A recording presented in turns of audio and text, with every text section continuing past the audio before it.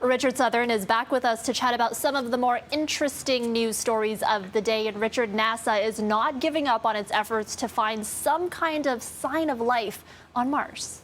Yeah, in fact, Erica, NASA says they're getting closer. They're now sure they're at least looking in the right place.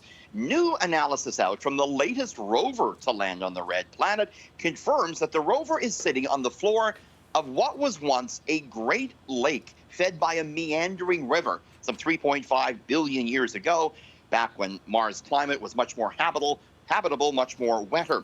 The Perseverance rover touched down there in Jezero crater back in February, and the powers that be in NASA say it's in such an environment that microorganisms could have once thrived there and maybe left their chemical traces preserved. The rover is bottling up couple of dozen samples to send back to Earth in the 2030s, where the laboratories here, Erica, will look at them and see if there's any signs of ancient life. So at least they're in the right place, Erica. Yeah, definitely. I think they targeted that place specifically because of the highest probability of them finding something there. But if and when they do, that's going to be very exciting for sure. Yep.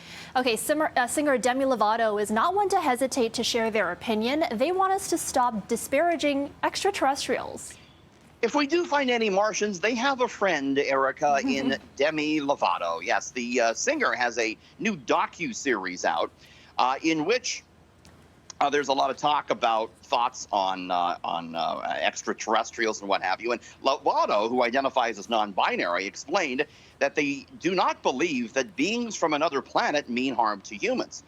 Lovato went on to say, quote, "I think that we have to stop calling them aliens because aliens is a derogatory term for anything. That's why I call them ETs," Lovato says. Now, of course, the word alien, is used often as a reference to immigrants or to those who come from other countries. Kind of has a negative connotation.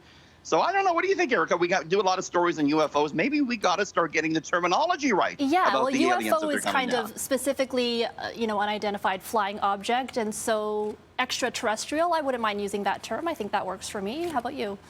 I think we got to ask the aliens what they prefer, and then we'll how we say him, he, or she, whatever at the end of the emails. We got to wait for the aliens to tell us what they prefer. Let us know. Yeah, and we'll accommodate. We'll accommodate.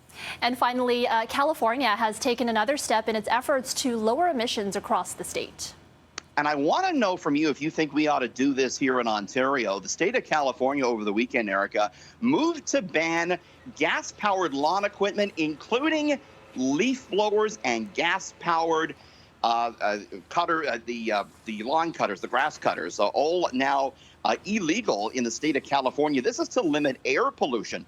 You see, gas-powered lawn equipment apparently produces a similar amount of smog-causing pollution as does cars. In fact, they say using a gas-powered leaf blower for 1 hour causes the same amount of pollution to be emitted as driving a 2017 Toyota Camry from Toronto to North Carolina. Wow. Erica. Plus, I never understood the leaf blower thing. They're very noisy. I don't know. Do you think we should ban them here? People love them. I don't have a lawn, so I can't have, I don't know what to say about it, but I know people who love using those leaf blowers. It saves a lot of time for them. But, yes. Us millennials are the wrong people to ask this question, Erica.